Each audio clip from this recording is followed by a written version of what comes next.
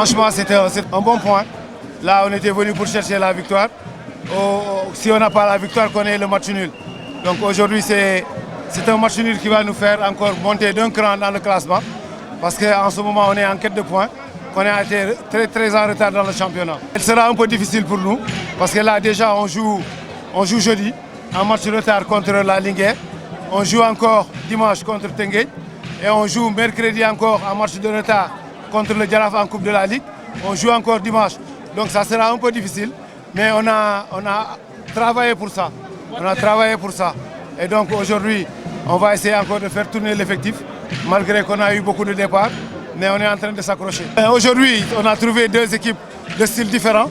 Malgré qu'il y avait un moment où on était du même style. On jouait au football, le Casa jouait au football. Aujourd'hui, on a essayé de presser dès les premières minutes, ce qui nous a valu un but. Après, il y a la fatigue qui a commencé de se sentir. Nos jeunes ont baissé un peu d'intensité et ont reculé. Donc là, aujourd'hui, c'est un bon point.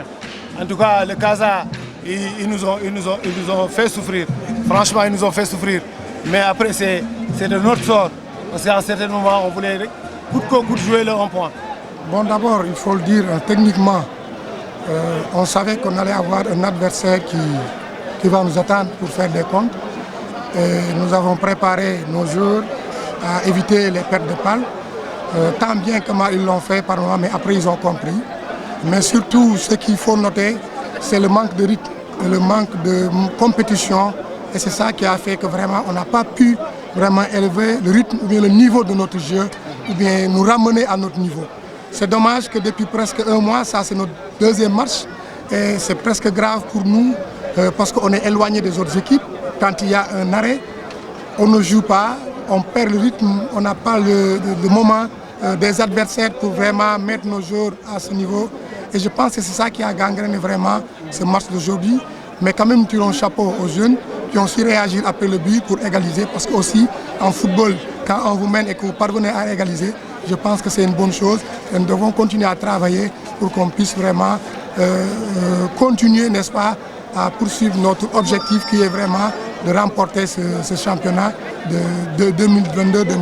Nous sommes très conscients de ce qui nous attend parce qu'on sait que nos adversaires aujourd'hui pour le titre, ce n'est pas que Guédiawaye FC, Djambar, ainsi de suite, c'est aussi Génération Foot, mais aussi il faut penser à Gorée qui est en train de revenir et Douane. Donc c'est un championnat qui va être très discuté et je l'ai dit en début de saison, en fait, à la fin de la saison, de la phase aller, que l'équipe qui va être championne n'aura pas 47 points. L'équipe qui va être championne aura au moins 40 ou 42 points parce que ça va être très serré. Nous sommes dans la dernière pente et chaque équipe voudra vraiment engranger des points pour ne pas descendre. Les autres, c'est pour vraiment continuer à suivre le peloton de tête. Mais on est très conscient quand même de cette position-là que nous occupons aujourd'hui. Mais ce qui est important pour nous, c'est de ne pas perdre et de chercher à gagner des points et pouvoir, aller de l'avant. Parce qu'aujourd'hui, nous avons rencontré l'équipe championne, n'est-ce pas, à l'extérieur.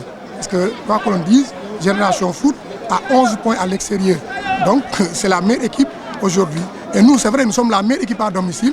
Donc, il va sans dire que quand on se croise, ça va être très difficile.